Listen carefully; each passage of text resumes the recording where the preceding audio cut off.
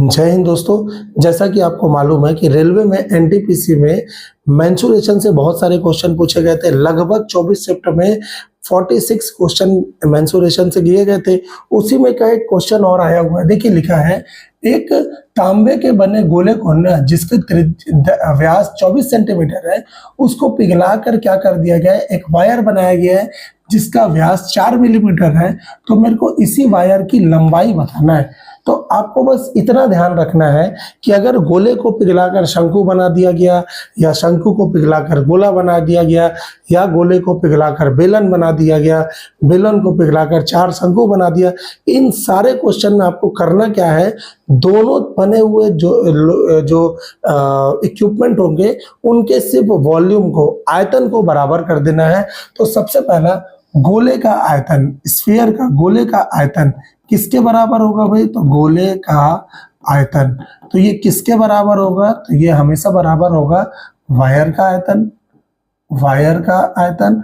और आपको ये मालूम होगा कि वायर और कुछ नहीं होता है बेटा, बेलन होता है। तो बेलन का आयतन, तो गोले का आयतन का सूत्र होता है 4/3 पाई आर क्यूब, और बेलन के आयतन का सूत्र होता है पाई आर स्क्वायर एच। यही होगा, क्योंकि गोला अलग है तो R1 ले लिए, बेलन अलग है तो R2 ले लिए। बस आपको सॉल्व करना है। पाई से पाई कट गया, 4/3। ये R1 का मतलब देखिए, गोले का व्यास बोला है 24 सेंटीमीटर, तो व्यास 24 है तो व्यास को आधा कर दूंगा तो ये मेरे को त्रिज्या मिल जाएगा। तो 12 × 12 × 12 बराबर बेलन है। वायर का डाया कितना दिया है? 4 mm दिया है, तो 4 का मतलब आधा हो जाएगा, 2 × 2 × h। यही लेंथ है, यही लेंथ बोलिए चाहे ऊंचाई बोलिए, इसी को मुझे निकालना है।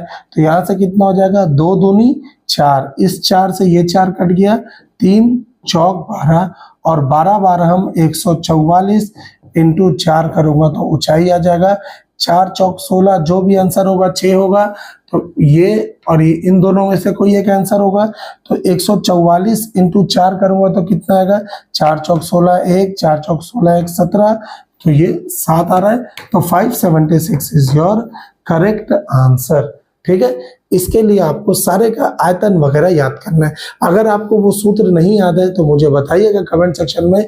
2 मिनट में मैं आपको वो पूरा एक चार्ट समझा दूंगा कि कैसे हम सूत्र को याद करते हैं।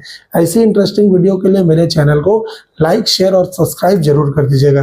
Thank you so much. जय हिंद।